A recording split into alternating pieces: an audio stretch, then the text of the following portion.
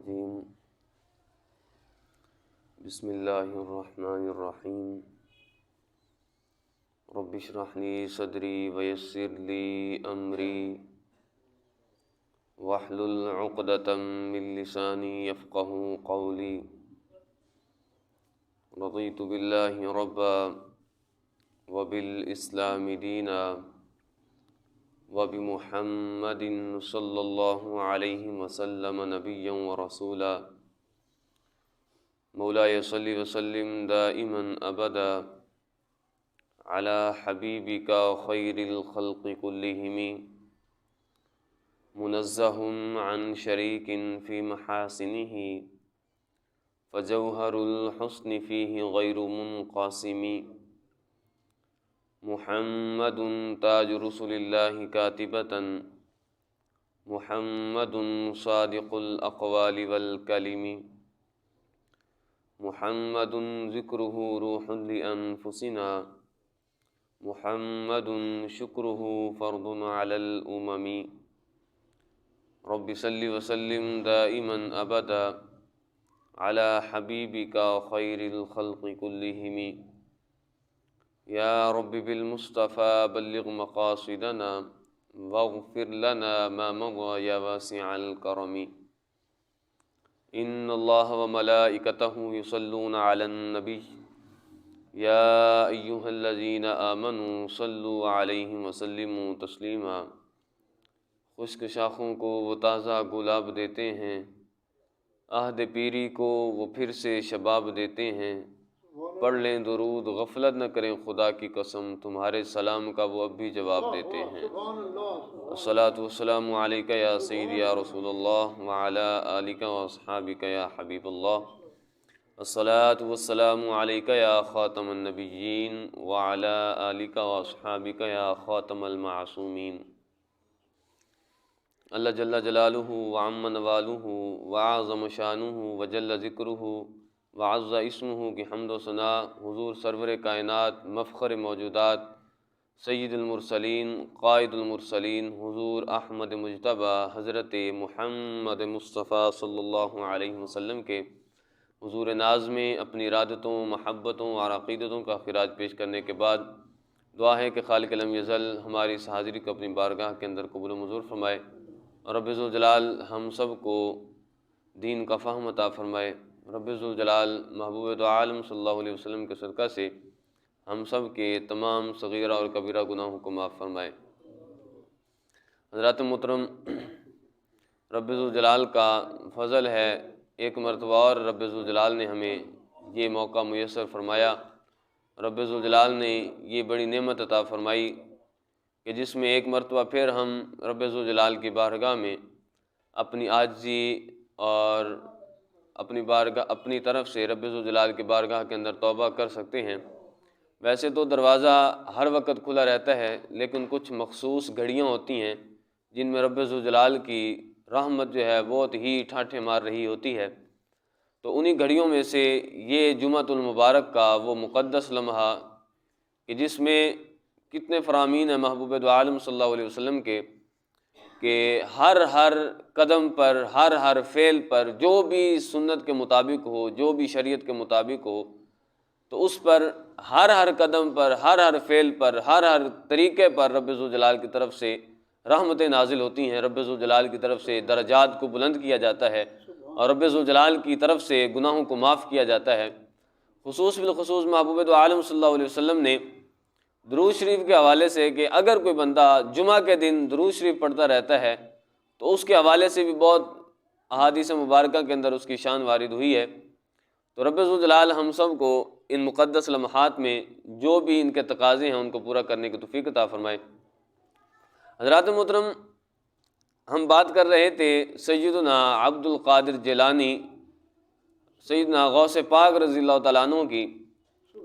اور حدیث پاک پڑھی تھی کہ رب ذوالجلال کے محبوب صلی اللہ علیہ وسلم نے ارشاد فرمایا کہ جب کوئی بندہ میرا قرب حاصل کرنا چاہتا ہے تو وہ نوافل کے ذریعے سے رب ذوالجلال کا قرب حاصل کرتا ہے۔ جب نوافل کے ذریعے سے رب ذوالجلال کا قرب حاصل کرتا ہے تو پھر رب ذوالجلال کی طرف سے اس پر انعامات ہوتے ہیں، رب ذوالجلال کی طرف سے اس پر عنایتیں ہوتی ہیں۔ تو یہ تو تھا ایک ولی ہونا کہ ولایت کیا ہے، ایک ہے انسان ہونا، اور پھر انسان کے بعد مسلمان ہونا۔ تو مسلمان ہونے کے ناطے اور انسان ہونے کے ناطے ہماری کیا ذمہ داریاں ہیں؟ وہ اولیاء کاملین، وہ اولیاء صالحین کہ جنہوں نے پہلے اسلام قبول کر کے پھر اس کے بعد عبادت، ریاضت، مجاہدہ، زہد و تقوی اختیار کر کے رب ذوالجلال کی بارگاہ میں اتنے مقرب ہو گئے کہ رب ذوالجلال کی بارگاہ کے اندر ان کا اتنا سٹیٹس ہو گیا کہ اگر کوئی وہ بات کر دیں تو رب ذوالجلال اس کو رد نہیں فرماتا۔ تو اس سے پہلا جو سٹیپ ہے ہمارا وہ ہے انسان ہونا، اور انسان کے بعد پھر مسلمان ہونا۔ تو پھر انسانیت کا تقاضا کیا ہے اور مسلمان ہونے کا تقاضا کیا ہے؟ انسانیت کا تقاضا یہ ہے کہ رب ذوالجلال ارشاد فرماتا ہے وَمَا خَلَقْتُ الْجِنَّ وَالْإِنسَ إِلَّا لِيَعْبُدُونَ، کہ تم انسان بن چکے ہو، میں نے تمہیں انسان بنایا، اتنی مخلوقات ہیں، اتنی مخلوقات میں سے صرف اور صرف تمہیں انسان بنایا، تو وجہ کیا تھی؟ آخر ہمیں اشرف المخلوقات پھر بنایا کیوں گیا؟ ہم میں سے کوئی ایک چھپکلی بھی تو بن سکتا تھا، ہم میں سے کوئی ایک کسی اور جانور کی قسم بن سکتا تھا، لیکن رب ذوالجلال نے ہمارے لیے یہ شرف رکھا، ہمیں یہ عزت بخشی کہ رب ذوالجلال نے ہمیں اپنی مخلوقات میں سے جتنی مخلوقیں تھیں تمام مخلوقات میں سے ایک اشرف مخلوق پیدا فرمایا، اور پیدا فرمانے کے بعد رب ذوالجلال نے ارشاد فرمایا کیا انسان تمہارے پیدا ہونے کا مقصد کوئی اور نہیں ہے، پیدا ہونے کا مقصد کوئی مال و متاع کو کمانا نہیں ہے، مال و متاع کو کما کر پھر رب ذوالجلال سے اعراض کرنا نہیں ہے، بلکہ تم یہ بھی کرو لیکن وما خلقت الجن والانس الا لیعبدون، کہ انسانوں اور جنوں کو تو پیدا ہی عبادت کے لیے کیا گیا ہے۔ اب عبادت کے لیے فرشتے بھی تو بہت زیادہ تھے، عبادت کے لیے رب ذوالجلال کی جب عبادت کی جاتی ہے تو معاذ اللہ اس سے رب ذوالجلال کی نہ تو شان کے اندر کمی آتی ہے، جب کرنے سے نہ تو بڑھوتری آتی ہے، نہ کرنے سے نہ کمی آتی ہے۔ رب ذوالجلال نے ہمیں انسان بنایا، انسان بنانے کے بعد جو ہم پر یہ چیزیں لاگو کی مسلمان ہونے کے ناطے، فرائض، واجبات، اوامر، نواہی، تو اس کا بینیفٹ کیا ہے، اس کا فائدہ کیا ہے؟ رب ذوالجلال تو ہر چیز سے پاک ہے، رب ذوالجلال تو غنی ہے، وہ ہر قسم کی جو رب ذوالجلال کے بندوں کو جن چیزوں کا یعنی جن چیزوں کی ضرورت ہوتی ہے کہ انسان کو یا کسی اور مخلوق کو، تو رب ذوالجلال تو ان تمام حاجات سے پاک ہے۔ تو پھر رب ذوالجلال نے عبادت اپنی کروانی کیوں تھی؟ تو پھر قرآن و حدیث کا جب مفہوم دیکھا جاتا ہے، رب ذوالجلال کے محبوب کے فرامین دیکھے جاتے ہیں، اور رب ذوالجلال کا خود فرمان دیکھا جاتا ہے کہ انسان کو اس لیے عبادت کے لیے یعنی انسان کے لیے عبادت اس لیے لازم کی گئی تاکہ پتہ تو چلے کہ جس رب ذوالجلال نے اس کو اشرف مخلوق بنایا ہے تو کیا اس کا شکریہ بھی ادا کرتا ہے کہ نہیں، تاکہ پتہ تو چلے کہ کتنے اچھے عمل کرتا ہے، اور رب ذوالجلال کی اتنی بڑی نعمت پر اس کا شکریہ کتنا ادا کرتا ہے۔ اسی وجہ سے محبوب دو عالم صلی اللہ علیہ وسلم نے ارشاد فرمایا احب اللہ لما یغزوکم من نعمہ، کہ اللہ تعالیٰ سے تم محبت کرو، وجہ کیا ہے، محبت کا کیا تقاضا ہے، کس وجہ سے محبت کرنی ہے؟ تو رب ذوالجلال کے محبوب نے فرمایا لما یغزوکم من نعمہ، وہ تمہیں صبح شام کھلاتا ہے پلاتا ہے، تو اب محبت اس وجہ سے کرنی ہے۔ اور پھر محبت ہوتی کیا ہے؟ محبت یہ ہے، محبوب دو عالم صلی اللہ علیہ وسلم کے فرامین سے ثابت ہوتا ہے کہ محبت یہ ہے کہ رب ذوالجلال نے جن چیزوں کا حکم دیا، رب ذوالجلال کی طرف سے جو اوامر ہیں، رب ذوالجلال کی طرف سے جو نواہی ہیں، یعنی قرآن پاک میں یا حضور علیہ السلام کے فرامین میں جتنے مقامات پر کسی کام کے کرنے کا حکم دیا گیا تو اس کو کرنا ہے، اور جس سے رکنے کا حکم دیا گیا، جس سے اجتناب کا حکم دیا گیا، اس سے رکنا ہے۔ تو یہ محبت باری تعالیٰ کا تقاضا ہے۔ سب سے پہلے انسانیت کا تقاضا یہ ہے کہ رب ذوالجلال کا شکریہ ادا کیا جائے کہ سب سے جو بہتر مخلوق تھی رب ذوالجلال نے وہ پیدا فرمایا، اس میں سے پیدا فرمایا، اور پھر بعد میں اس بات پر بھی ہمیں فخر ہے، الحمدللہ فخر ہے کہ رب ذوالجلال نے ہمیں مسلمان بنایا، مسلمان گھرانے میں پیدا کیا، مسلمان گھرانے میں ہمیں پیدا فرمایا۔ یہ ہمارے لیے کتنی آسانی تھی، کتنی سہولت تھی۔ آج ہمیں رب ذوالجلال کی عبادت کرنے میں کسی قسم کی مشقت نہیں اٹھانی پڑتی، رب ذوالجلال کی عبادت کرنے میں کسی قسم کی تکلیف نہیں اٹھانی پڑتی۔ تو کیسے تھے وہ لوگ جن کا باپ بھی کافر، والدہ بھی کافر، گھر میں سے ہر بندہ کافر، لیکن اس کے باوجود بھی انہوں نے اسلام قبول کیا، اسلام بھی قبول کیا، پھر رب ذوالجلال کے محبوب پر اپنی جانوں کو نچھاور کر دیا، حتیٰ کہ پہلے وہ امیر زادے تھے، پہلے وہ امیر زادے تھے، اتنی اتنی پوشاکیں اور اتنے اتنے بڑے بڑے اچھے اچھے سوٹ، لیکن جب انہوں نے اسلام قبول کیا، اسلام قبول کرنے کے بعد ان کے بدن پر ایک کپڑا بھی نہ چھوڑا گیا۔ تو یہ سارا کا سارا مسلمان ہونا تھا، یہ اسلام کی خاطر تھا۔ تو لہٰذا جب ہم اپنے آپ کو مسلمان کہتے ہیں تو ہمیں پتہ ہونا چاہیے کہ یہ مسلمان ہونا، اس کی ویلیو کتنی زیادہ ہے اور پھر اس کے تقاضے کیا ہیں۔ شاعر کہتا ہے چومی گویم مسلمانم بلرزم کہ دانم مشکلات لا الہ، کہ اگر کوئی بندہ لا الہ پڑھ لیتا ہے، کلمہ توحید پڑھ لیتا ہے، تو اس کا مطلب یہ نہیں ہے کہ وہ مسلمان ایسے ہی ہو گیا، بلکہ شاعر کہتا ہے چومی گویم مسلمانم بلرزم، جب میں اپنے آپ کو مسلمان کہتا ہوں تو کانپ جاتا ہوں، کیونکہ لا الہ الا اللہ کے تقاضوں کو سمجھتا ہوں۔ اب لا الہ الا اللہ کے تقاضے کیا ہیں؟ لا الہ الا اللہ کے تقاضے یہ تو نہیں ہے کہ بندہ 5 وقت اذان ہو مسجد میں، مؤذن بار بار کہہ رہا ہو کہ حی علی الصلاۃ حی علی الفلاح، اور ہم اپنے کاموں میں مصروف ہوں۔ یہ کلمہ توحید کا تقاضا نہیں ہے، رب ذوالجلال سے محبت کرنے کا تقاضا نہیں ہے۔ رب ذوالجلال کے قرآن پاک میں محبوب دو عالم صلی اللہ علیہ وسلم جنہوں نے ہم تک دین پہنچایا اور پھر ایک نبی ہو کر اتنا کچھ برداشت کیا، اتنی مشقتیں برداشت کی اور ہمارے لیے غاروں میں روئے، رب ذوالجلال کی خاص جو ملاقات تھی، خاص جو جلوت تھی، خاص خلوت تھی، اس میں بھی رب ذوالجلال کے محبوب نے اپنی امت کو نہیں بلایا۔ لیکن یہ امت یہ اسی محبوب صلی اللہ علیہ وسلم کی سنتوں سے اعراض کر رہی ہے۔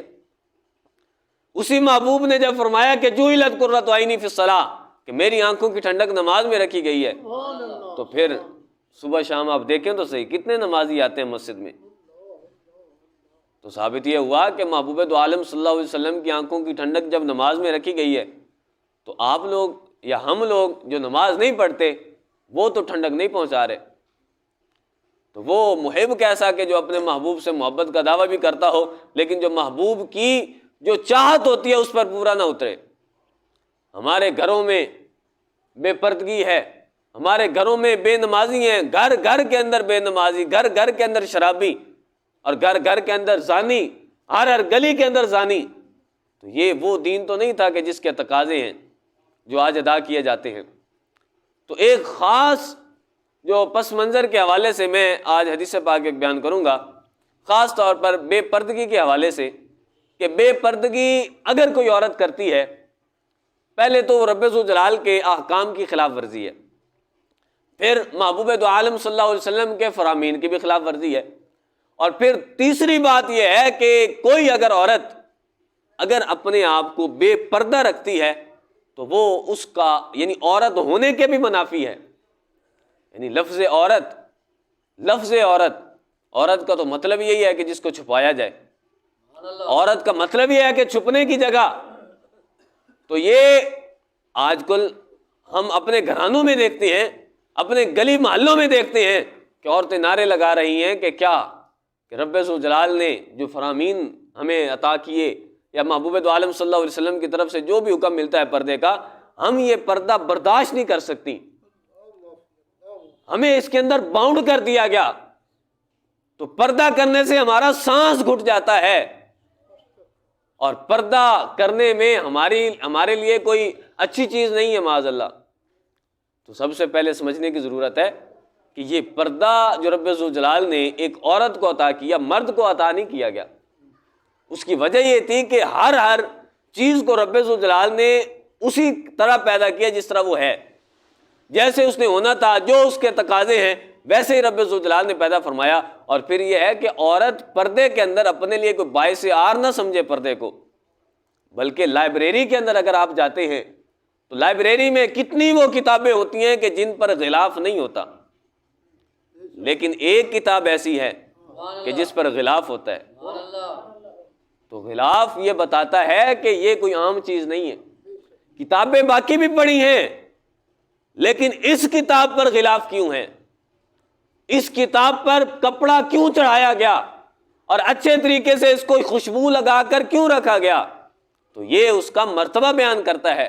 یہ چیز اس کی فضیلت بیان کرتی ہے. تو اگر عورت کو رب ذوالجلال کی طرف سے یا شریعت کی طرف سے اس کو جب حکم ملتا ہے کہ پردہ کرو، تو اس میں اس کے لیے کوئی بھی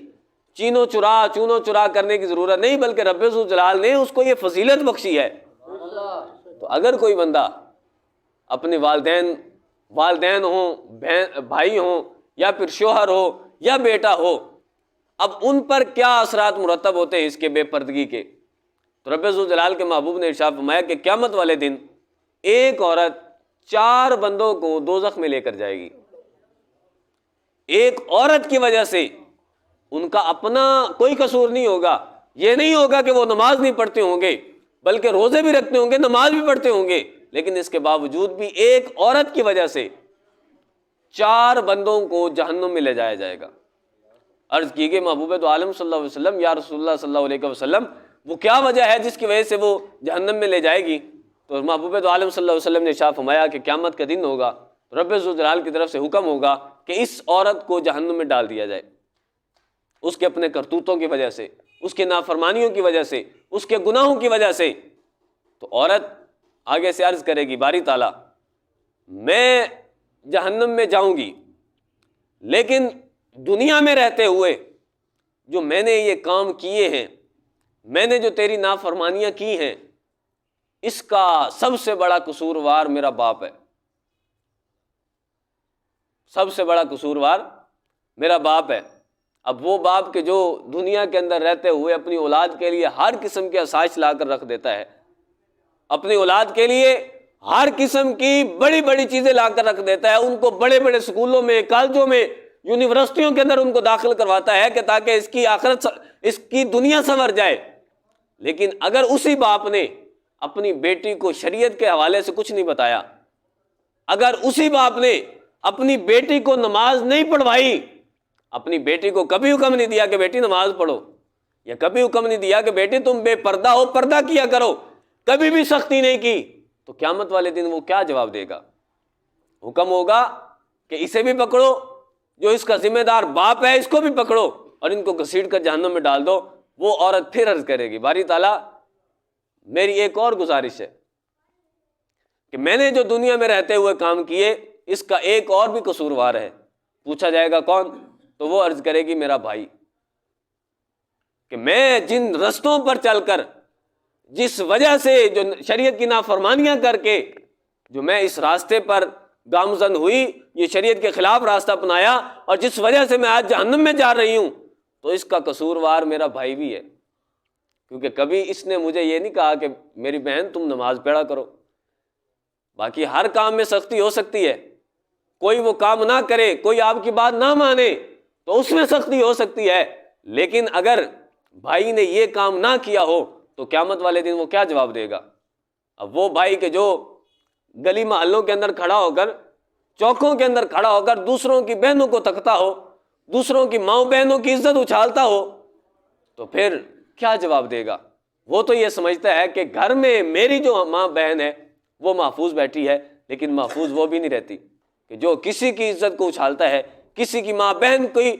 پر بری نظر سے دیکھتا ہے، رب ذوالجلال اس کو اس کا بدلہ عطا فرماتا ہے. بلکہ محبوب دو عالم صلی اللہ علیہ وسلم نے ارشاد فرمایا کہ من زنا زنی بہ، کہ جس نے کسی کے ساتھ زنا کیا اس کے ساتھ بھی زنا کیا جائے گا. جس نے کسی عورت کی عزت اچھالی تو اس کی بھی عزتیں اچھلیں گی، اگرچہ وہ اپنے گھر کی دیواریں آسمان تک بھی بلند کر لے. تو لہذا وہ عورت عرض کرے گی کہ اس کا بڑا، یعنی اس میں جو کردار ہے وہ میرے بھائی کا بھی ہے. حکم ہوگا اس کو بھی پکڑو، اس کے بھائی کو بھی پکڑو، اور اس کے باپ کو بھی پکڑو اور ان کو جہنم میں لے جاؤ. عرض کرے گی نہیں مالک، ایک اور بھی ہے. پوچھا گیا کون؟ عرض کرے گی کہ میرا شوہر. عرض کرے گی کہ یہ وہ شوہر ہے کہ جس نے دنیا میں رہتے ہوئے اگر کوئی کام منوانا ہوتا تھا تو طلاق کی اتنی بڑی دھمکی اس کے پاس تھی کہ جو کہتا منوا لیتا.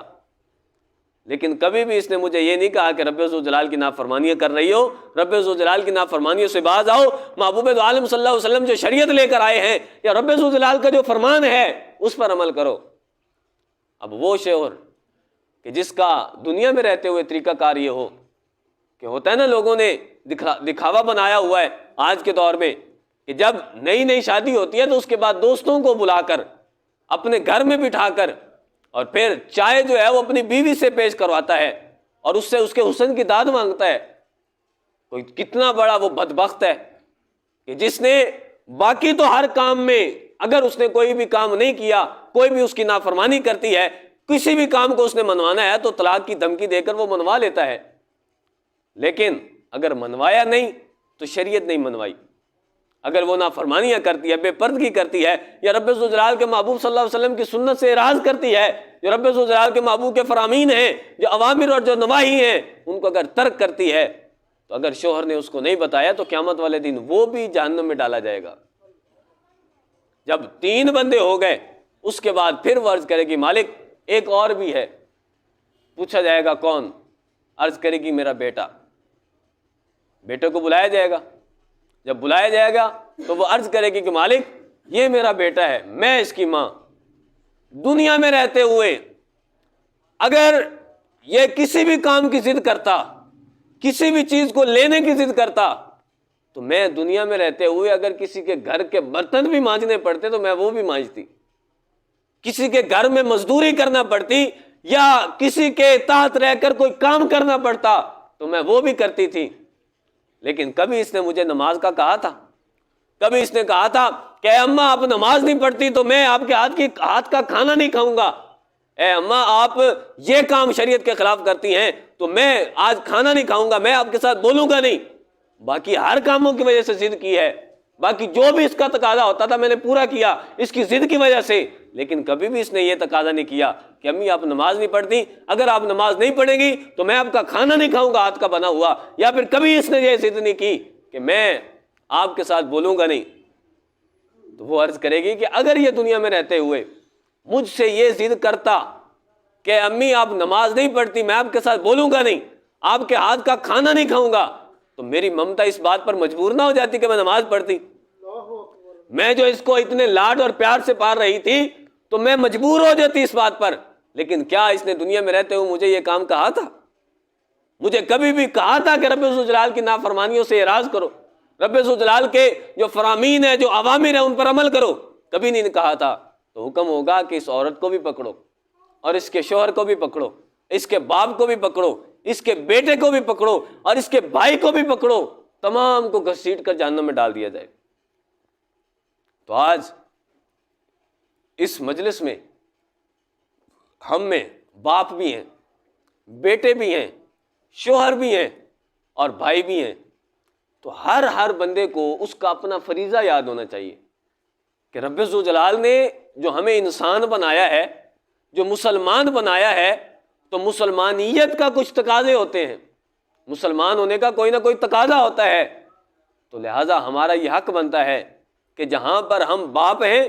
تو باپ ہونے کی حیثیت سے اپنی اولاد کو کبھی بھی رب ذوالجلال کی نافرمانی والے کاموں کی طرف نہ جانے دیں۔ اگر وہ کوئی کام کرتے ہیں، کوئی بھی اگر وہ تقاضا کرتے ہیں کسی کام کا، پہلے دیکھیں تو صحیح وہ شریعت کے مطابق ہے یا خلاف۔ اور اگر کوئی شوہر ہے تو اس کو بھی سوچنا چاہیے، پہلے وہ اپنی اولاد کی بھی سوچے، ساتھ ساتھ اپنی زوجہ کی بھی سوچے کہ کیا یہ کوئی کام غلط تو نہیں کر رہی، کیا کوئی ایسا کام تو نہیں ہے کہ جو رب ذوالجلال کو اور رب ذوالجلال کے محبوب کو ناپسند ہوگا، اور قیامت والے دن مجھ سے بھی اس کا سوال کیا جائے گا۔ اگر کوئی بھائی ہے یا کوئی بیٹا ہے، ہر بندے کو اس کے فرائض یاد ہونا چاہیے۔ سب سے پہلے وہ اپنے کام اچھے کرے، وہ خود رب ذوالجلال کی عبادت کرے، رب ذوالجلال کے محبوب دو عالم صلی اللہ علیہ وسلم نے جو ہمیں حکم دیا ہے اس پر عمل پیرا ہو، اور جن کاموں سے روکا ہے اس سے رکے۔ لیکن اس کے بعد سب سے جو بڑا حکم ہے ہمارے لیے وہ رب ذوالجلال شاہ فرماتا ہے وَأَنذِرْ عَشِيرَتَكَ الْأَقْرَبِينَ، کہ جو تمہارا محلہ ہے، جو تمہارا خاندان ہے، اس کو ڈراؤ، رب ذوالجلال کے عذاب سے ڈراؤ تاکہ وہ اس سے باز آئے۔ تو لہٰذا ہم سب کے لیے ضروری ہے، انسانیت کی خاطر اور مسلمان ہونے کی خاطر، اپنے آپ کو مومن کہلوانے کی خاطر ہمارا یہ تقاضا ہے کہ جو بھی رب ذوالجلال کی نافرمانی ہو ہم اس کے خلاف ڈٹ جائیں۔ اگر کوئی نہیں کرتا تو اس سے کروائیں، اور اگر کوئی غلط کام کرتا ہے تو اس کو منع کریں. تو یہ سب سے بڑا ہمارا کام ہے، ورنہ قیامت والے دن یہ حدیث پاک آپ سن چکے ہیں، آپ یہ نہیں کہہ سکیں گے کہ میں تو بڑا حاجی تھا، میں بڑا نمازی تھا، نہ، بلکہ پوچھا جائے گا کہ تو نے اپنی اولاد کی تربیت اچھی کی ہے یا نہیں، اپنی بیوی کی تربیت اچھی کی ہے یا نہیں، بھائی سے پوچھا جائے گا کہ اپنی بہن کی تربیت کی ہے یا نہیں، بیٹے سے پوچھا جائے گا کہ آپ باقی ہر کام میں ضد کر لیتا تھا، ماں سے کبھی کہلوایا تھا، ماں سے کبھی کہا تھا کہ تم رب ذوالجلال کی نافرمانیوں سے باز آ جاؤ. ہر بندے سے سوال ہوگا. رب ذوالجلال سے دعا ہے کہ ہم سب کو عمل پیرا ہونے کی توفیق عطا فرمائے. رب ذوالجلال ہم سب کو دین کا فہم عطا